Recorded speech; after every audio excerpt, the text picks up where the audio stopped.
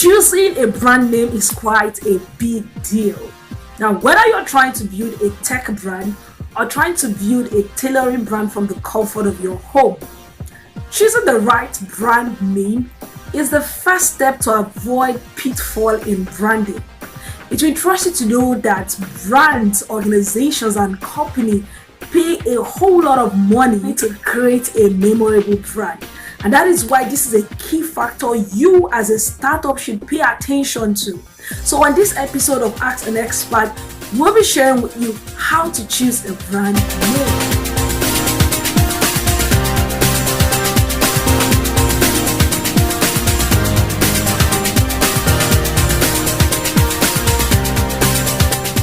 Hey guys, welcome to Ask an Expert. This is the platform where entrepreneurs in Nigeria and Africa can find business-related information relevant to our uniqueness as a people. My name is Mark and OBZ, M to the A to the C to the A to the double NE, and I'm excited to always be your host on this show. How do you choose a brand name as a startup? Now, it will interest you to know that there are over 43,000 registered businesses across the globe. And as you are about to launch your business idea, you need to choose a name that would stand out among the whole 43,000. A brand name gives purpose and clarity to your business because the name is the first point of contact people would encounter before they actually deal or buy your product. You need a name that would tell people what your brand or what your business represents. You need a name that will be endeared to the heart of the public. A good brand name brings clarity of vision to even your employees and it keeps them motivated. Now, I've heard a lot of founders say words like, I will know it when I hear it. We need to know that it is now more difficult than ever to choose a brand name. Like, it is quite tedious, and sometimes you need the input of your team members and your friends to help you think outside the box so you can create something unique, memorable, and easy to remember. So if you are looking at picking a brand name for your business or for your organization, there are some rules that guide picking a brand name.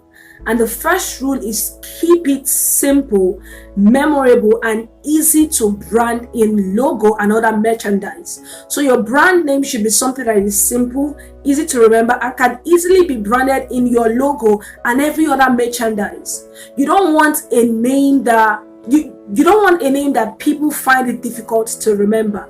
Now, you should pick a name that evokes an experience to your audience or to your target people. The best kind of brand usually portray a kind of experience when people hear the name. Take for instance, when you hear the brand name Disney, what comes to your mind? For me, when I hear Disney, you just know that it's all about excitement, a sense of joy just comes up. Now, the name Disney does not translate to joy or happiness, but that is the experience, that is the emotion that the brand evokes around their audience, because Disney is associated to fun, excitement. So you need to pick a name that evokes a feeling or a memory or an experience whenever your audience hear about the name. The second rule in branding, in picking a brand name, is to keep your name within 4 syllables. I've discovered that most of the brand names that are easily remembered usually have, within 2 to 4 syllables. Okay, take for instance when you hear of Uber, Amazon, Disney, Apple, Tyler Perry, and a lot of other ones. So your brand name doesn't have to be English, but the fewer the better, and it should be easy for people to pronounce.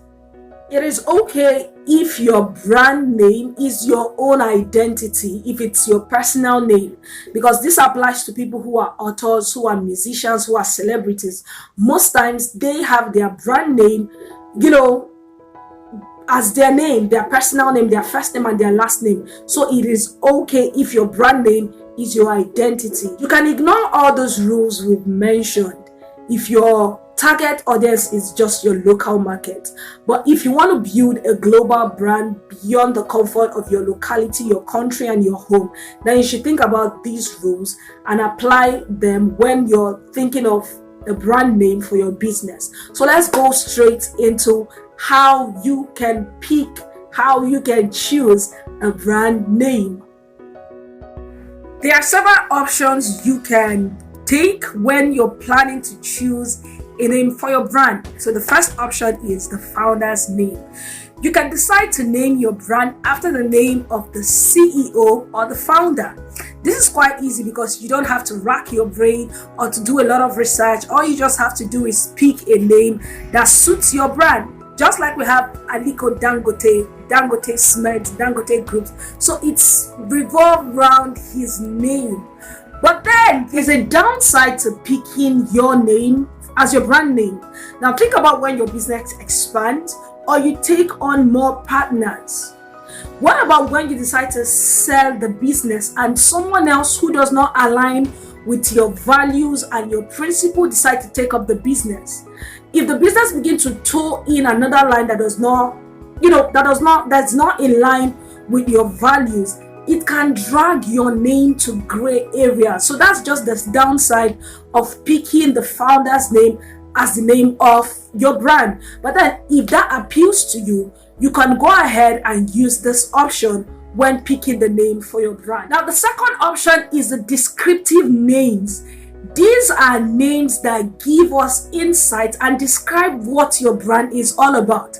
Take for instance, Face and Book gave us Facebook. WhatsApp and the app gave us WhatsApp. Take for instance Canva.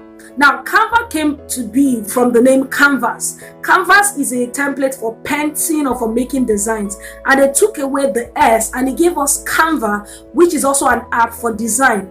You can decide to pick up descriptive names that give us insight into what your brand is all about. If you can get a descriptive name that suits your brand, that is also in line with the rules for branding, for picking a brand name, then you can go ahead and stick with this option. Is word formation. This is where you bring together different words to give us a name for your brand. Now the words can be translation from other languages. It can be from your local dialect and then you get a word. I remember we were working on a group project that has to do with decent work and economic growth, and what we were able to do is we brought up a Yoruba name that has, I can't pronounce the name right now, we brought up a Yoruba name that had to do with decent work, and that became the name for our team. And I think another option we also decided to explore was abbreviation. Now we said decent work, economic growth, so we said DW, decent work, EG.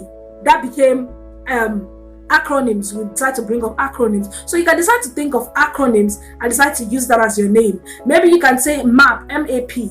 MAP may be Moshood Abiola Polytechnic. Okay, so but whatever works for you, you can decide to take up acronyms. You can also decide to take suffix and prefix, and then you can also decide to the mixing of different forms. So this is a platform for you to just be creative and to explore your creative juices. We've talked about the different ways, the 3 different ways you can choose a brand name. You can decide to do the founder's name, you can decide to do descriptive names, and you can also decide to do word formation. That is using acronyms, using abbreviation, using translation from languages, using a mixing of words, using fabrications, using metaphors. So feel free to explore. Now, the next thing we're going to look out for is tools for searching brand name availability.